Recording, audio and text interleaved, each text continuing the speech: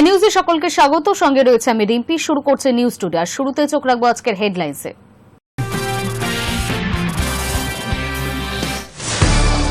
কোনো বাঙালি কাশ্মীরে যাবেন না, মুসলিম অধ্যুষিত এলাকায় যাবেন না, ওমর আবদুল্লাহ সফরের পরদিনই মন্তব্য শুভেন্দুর এই মন্তব্যের পর বিতর্কের ঝড়।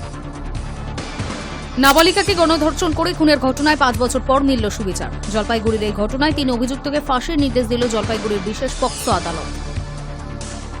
শীঘ্রই মহাকাশ সফর সেরে পৃথিবীতে ফিরছেন শুভাংশু শুক্লা। আগামী 14 জুলাই পৃথিবীর মাটিতে পা রাখবেন শুভাংশুরা। ফের বালুচিস্তানে জঙ্গিদের হামলা। ট্রেন হাইজ্যাকের পর এবার টার্গেট বাস। 9 জন যাত্রীকে অপহরণ, গুলি করে খুন।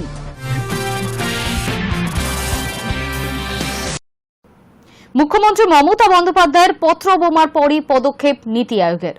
বিতর্কিত মানচিত্র বদলে নতুন করে আপলোড করা হলো বাংলা সংক্রান্ত বার্ষিক রিপোর্ট। জানিয়ে তীব্র ক্ষোভ প্রকাশ করে নীতি আয়োগকে চিঠি লেখেন বাংলার মুখ্যমন্ত্রী। তার চিঠির পরে নীতি আয়োগ ত্রুটি সম্পন্ন রিপোর্টটি নিজেদের ওয়েবসাইট থেকে সরিয়ে দেয়। পরে তা সংশোধন করে আবার প্রকাশ করা হয়। নীতি আয়োগ কেন্দ্র ও রাজ্য সমন্বয়ের সর্বোচ্চ মঞ্চ, অথচ সেই নীতি আয়োগের বার্ষিক রেকর্ডে বিশ্রে ভুল প্রকাশ্যে আসে মঙ্গলবার। বাংলা সংক্রান্ত নীতি আয়োগের রিপোর্টের যে প্রচ্ছদ তৈরি হয়েছিল, সেই প্রচ্ছদের ম্যাপে বাংলাকে দেখানো হয় বিহারের জায়গায়। এই বিভ্রাট নিয়ে স্বাভাবিকভাবেই সরব হয় রাজ্যের শাসক দল তৃণমূল কংগ্রেস। শুধু তৃণমূল নয়, রাজ্য সরকারের তরফেও ক্ষোভ প্রকাশ করা হয়। মুখ্যমন্ত্রী মমতা বন্দ্যোপাধ্যায় নীতি আয়োগের ভাইস চেয়ারপারসনকে চিঠি লিখে অবিলম্বে এই ভুল সংশোধন করার দাবি জানান। মমতা বন্দ্যোপাধ্যায়ের বক্তব্য ছিল, নীতি আয়োগের মতো সংস্থার এই ভুল তাদের গ্রহণযোগ্যতা নিয়েই প্রশ্ন তুলে দিচ্ছে। চিঠিতে মুখ্যমন্ত্রী বলেন, দেশের প্রথম সারির নীতি নির্ধারিত সংস্থার সরকারি নথিতে এই ভুল অনিচ্ছাকৃত বা ব্যবহারিক ভুল হতে পারে না। এটা আসলে পশ্চিমবঙ্গ রাজ্যের প্রতি অসম্মানের প্রতিফলন। নীতি আয়োগের নথিতে এই মহাবিভ্রান্তিকর তথ্য সংস্থার অধ্যাবসায় এবং রাজ্যগুলির প্রতি সম্মানের ঘাটতির প্রমাণ। মমতার দাবি ছিল, অবিলম্বে নীতি আয়োগকে এই বিষয়ে ক্ষমা চাইতে হবে এবং ভুল সংশোধনের ব্যবস্থা করতে হবে। মমতার সেই পত্র বোমার পর পদক্ষেপ করে নীতি আয়োগ। ত্রুটিপূর্ণ সেই ম্যাপ সরিয়ে দেওয়া হয় এবং পরে বাংলার সঠিক মানচিত্র আপলোড করা হয়। Hi news network. কোনো বাঙালি পর্যটককে কাশ্মীরে না যাওয়ার নিদান শুভেন্দুর এমন মন্তব্যের পরই শুরু হয়েছে বিতর্ক। কোনো বাঙালি পর্যটক কাশ্মীরে যাবেন না, মুসলিম অধ্যুষিত এলাকায় যাবেন না। এনআইকে দেওয়া এক সাক্ষাৎকারে এমনই মন্তব্য বিরোধী দলনেতা শুভেন্দু অধিকারীর, যেখানে স্বয়ং প্রধানমন্ত্রী নরেন্দ্র মোদী পর্যটকদের কাশ্মীর যাওয়ার জন্য উৎসাহিত করছেন, আহ্বান জানাচ্ছেন, সেখানেই তার দলের বাংলার নেতা বলছেন ওই রাজ্যে যাবেন না। শুভেন্দু অধিকারীর এই মন্তব্য নিয়ে শুরু হয়েছে বিতর্ক। পেহেলগাঁও কাণ্ডের পর কাশ্মীর নিয়ে সাধারণ মানুষের মনে ভীতি তৈরি হয়েছে। প্রধানমন্ত্রী নরেন্দ্র মোদী সেই ভয় দূর করতে উদ্যোগী। কাশ্মীরের মুখ্যমন্ত্রী ওমর আবদুল্লাহ নিজে সকলকে আমন্ত্রণ জানাচ্ছেন। সমস্ত বাঙালিকে তিনি ভূস্বর্গে আমন্ত্রণ জানিয়েছেন। তাতে সাড়া দিয়ে বাংলার মুখ্যমন্ত্রী মমতা বন্দ্যোপাধ্যায় নিজে সেই রাজ্যে যেতে পারেন বলে খবর। আর এই পরিস্থিতিতে বিজেপি নেতা তথা পশ্চিমবঙ্গে বিজেপির দলনেতা শুভেন্দু অধিকারীর অবস্থান ভিন্ন মেরুতে। এএনআইকে দেওয়া সেই সাক্ষাৎকারে তার মন্তব্য, কোনো বাঙালি কাশ্মীরে যাবেন না, যেখানে মুসলিম জনসংখ্যা বেশি সেখানে যাবেন না। তিনি আরও যোগ করেন, একজন বিধায়ক নয়, সচেতন নাগরিক হিসাবে বলছি, কাশ্মীরের বদলে জম্মু যান, হিমাচল প্রদেশে যান, উত্তরাখণ্ডে যান, ওড়িশা যান। প্রাণ আগে, সন্তানদের জীবন বাঁচান, নিজের জীবন রক্ষা করুন। মুসলিম অধ্যুষিত এলাকায় যাবেন না। পেহেলগাঁও জঙ্গি হানায় প্রাণ হারিয়েছেন বাঙালির পর্যটক। শুভেন্দুর বক্তব্য, আমি বিমানবন্দরে ওদের চোখে জল দেখেছি। সকলকে বারণ করছি মুসলিম অধ্যুষিত এলাকায় না যাওয়ার। তার এই বক্তব্যের পর থেকেই বিতর্কের ঝড় উঠেছে। তিনি কি করে পুরো মুসলিম সম্প্রদায়কে দাগিয়ে দিতে পারেন? একজন জনপ্রতিনিধি এই কথা বলতে পারেন? সেই প্রশ্ন উঠছে। যেখানে তার দলেরই সর্বোচ্চ নেতৃত্ব কাশ্মীরে যেতে পর্যটকদের উৎসাহ দিচ্ছেন, উদ্যোগী হয়েছেন স্বয়ং প্রধানমন্ত্রী, তারপরই শুভেন্দুর বিপরীত মেরুতে অবস্থান নিয়ে সমালোচনার ঝড় বইছে। কাশ্মীরের নিরাপত্তার দায়িত্বে রয়েছে কেন্দ্রীয় সরকার, বলা ভালো অমিত শাহের স্বরাষ্ট্র মন্ত্রক গোটা দায়িত্বে। এই বক্তব্যের প্রশ্ন, তাহলে কি শুভেন্দু প্রধানমন্ত্রী ও স্বরাষ্ট্রমন্ত্রীর উপরেও আস্থা রাখতে পারছেন না? উল্লেখ্য, বৃহস্পতিবার নবান্নে এসে বাংলার মুখ্যমন্ত্রী মমতা বন্দ্যোপাধ্যায়ের সঙ্গে সাক্ষাতের পর সংবাদ মাধ্যমের মুখোমুখি হয়ে পেহেলগাঁও কাণ্ডের জন্য আতঙ্কিত না হয়ে বাংলার পর্যটকদের আরও বেশি করে কাশ্মীরমুখী হওয়ার আহ্বান জানিয়েছেন তিনি। ওমর আবদুল্লার পাশে দাঁড়িয়ে রাজ্যবাসীকে কাশ্মীরে যাওয়ার পরামর্শও দিয়েছেন মুখ্যমন্ত্রী। তিনি জানিয়েছেন, ওরা নিরাপত্তা দেবে, মুখ্যমন্ত্রী সেই রাজ্যে যেতে পারেন বলেও খবর। Hi news network.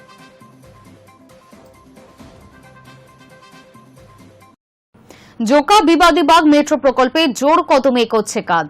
1.7 কিলোমিটার রাস্তা খোঁড়া শুরু হলো বৃহস্পতিবার। এই পর্যায়ে খিদিরপুর থেকে ভিক্টোরিয়া পর্যন্ত খোঁড়া হবে বলে জানা যাচ্ছে। প্রায় 10 বছরেরও বেশি সময় ধরে এই প্রকল্পের কাজ চলায় বিরক্ত এলাকাবাসীরা। খিদিরপুর পর্যন্ত কাজ শেষের পর বৃহস্পতিবার নতুন রাস্তা ধরে কাজ এগোনোয় এই প্রকল্প নিয়ে আশাবাদী স্থানীয়রা। অনেকেই মনে করছেন যে গতিতে কাজ চলছে তাতে খুব শীঘ্রই জোকা বিবাদীবাগ গোটা লাইনে মেট্রো চলাচল শুরু হয়ে যাবে।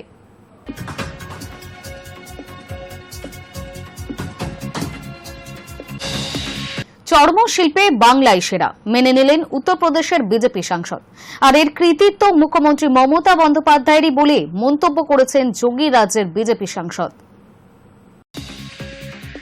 বৃহস্পতিবার সংসদের বাণিজ্য বিষয়ক স্থায়ী কমিটির বৈঠকে চর্মশিল্পের ভবিষ্যৎ নিয়ে আলোচনায় দেশের বিভিন্ন বণিক সভার সদস্যদের উপস্থিতিতে বাংলার চর্মশিল্পের অগ্রগতির প্রসঙ্গ ওঠে। সূত্রের খবর, সেখানেই কানপুরের বিজেপি সাংসদ রমেশ অবস্থি চর্মশিল্পে বর্তমানে দেশের মধ্যে সেরা যে বাংলায় সেটা মেনে নিয়েছেন। সেই সঙ্গে তিনি এটাও মেনে নিয়েছেন যে মুখ্যমন্ত্রী মমতা বন্দ্যোপাধ্যায়ের সিঙ্গেল উইন্ডো সিস্টেমের জন্যই বাংলার ট্যানারি শিল্পের এত উন্নতি। চর্মশিল্পের জন্য কানপুরের সুনাম রয়েছে।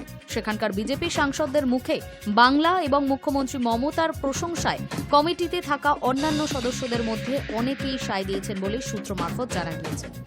উল্লেখ্য, এই কমিটির চেয়ারম্যান তৃণমূল কংগ্রেসের রাজ্যসভার সাংসদ দোলা সেন। পরে দোলাকে এই প্রসঙ্গে প্রশ্ন করা হলে তিনি বৈঠক নিয়ে কোনো মন্তব্য করতে চাননি। তবে তিনিও দাবি করেছেন, চর্মশিল্পে বাংলার অগ্রগতি চোখে পড়ার মতো। এক্ষেত্রে বাংলা অন্যান্য সব রাজ্যকে ছাপিয়ে গিয়েছে। দোলা সেনের দাবি, রাজ্যের ট্যানারি শিল্পের এত উন্নতি মুখ্যমন্ত্রী মমতা বন্দ্যোপাধ্যায়ের জন্যই সম্ভবপর হয়েছে, সে কথা সকলকেই মেনে নিতে হবে। Hi news network. অবশেষে ভারতের বাজারে প্রবেশ করতে চলেছে ইলন মাস্কের টেসলা। 15 জুলাই মুম্বাইয়ে খুলছে টেসলার প্রথম এক্সপেরিয়েন্স সেন্টার বা শোরুম। এই সেন্টারটি চালু হবে মুম্বাইয়ের বান্দ্রা কুর্লা কমপ্লেক্সে। এটা ভারতের মাটিতে টেসলার প্রথম উপস্থিতি। অবশেষে ভারতের বাজারে প্রবেশ করতে চলেছে ইলন মাস্কের টেসলা। 15 জুলাই মুম্বাইয়ে খুলছে টেসলার প্রথম এক্সপেরিয়েন্স সেন্টার বা শোরুম। এই সেন্টারটি চালু হবে মুম্বাইয়ের বান্দ্রা কুর্লা কমপ্লেক্সে, যা হতে চলেছে ভারতের মাটিতে টেসলার প্রথম উপস্থিতি। আন্তর্জাতিক সংবাদ মাধ্যমের রিপোর্ট অনুযায়ী ইতিমধ্যেই টেসলার 5টি মডেল ওয়াই গাড়ি চীন থেকে এসে পৌঁছেছে মুম্বাইয়ে। এই গাড়িগুলি এসেছে সাংহাইয়ের কারখানা থেকে এবং ভারতের কাস্টমসে এগুলির মূল্য ঘোষণা হয়েছে 2.77 মিলিয়ন টাকা। তবে সম্পূর্ণ তৈরি গাড়ির ওপর 70% আমদানি শুল্কের কারণে প্রতি গাড়িতে প্রায় 2.1 মিলিয়ন টাকার শুল্কও দিতে হয়েছে। প্রসঙ্গত, ভারতের বাজারে প্রবেশের অংশ হিসেবে টেসলা গত কয়েক মাস ধরেই দেশ জুড়ে নিয়োগ প্রক্রিয়া জোরদার করেছে। সংস্থাটি বিশেষত মুম্বাই ও নয়াদিল্লিতে সম্ভাব্য শোরুমের জায়গা খুঁজছিল। এই প্রক্রিয়ায় একাধিক বাণিজ্যিক হাব পরিদর্শনও করা হয়েছে বলেই সূত্রের খবর। গত কয়েক বছর ধরেই মূলত টেসলা ভারত সরকারের কাছে আমদানি শুল্ক কমানোর জন্য লবিং করছিল। যদিও এবার শুধু শোরুম খোলা হচ্ছে, এখনো পর্যন্ত ভারতের উৎপাদন বা গাড়ির পার্টস তৈরির পরিকল্পনা নেই কোম্পানির। গত মাসে এক সর্বভারতীয় সংবাদ সংস্থাকে দেওয়া সাক্ষাৎকারে কেন্দ্রীয় ভারী শিল্প মন্ত্রী এইচ.ডি. কুমারস্বামী বলেন, টেসলা শুধুমাত্র শোরুম খুলতে চায়, ভারতে তারা এখনও উৎপাদনে আগ্রহী দেখাচ্ছে না। এই ঘোষণার মাধ্যমে ভারতীয় বৈদ্যুতিক গাড়ির বাজারে এক নতুন অধ্যায়ের সূচনা হলো ঠিকই, কিন্তু উৎপাদন না থাকায় টেসলার ভারতে ভবিষ্যৎ ব্যবসায়িক পরিকল্পনা নিয়ে প্রশ্ন থাকছেই। Hi news network.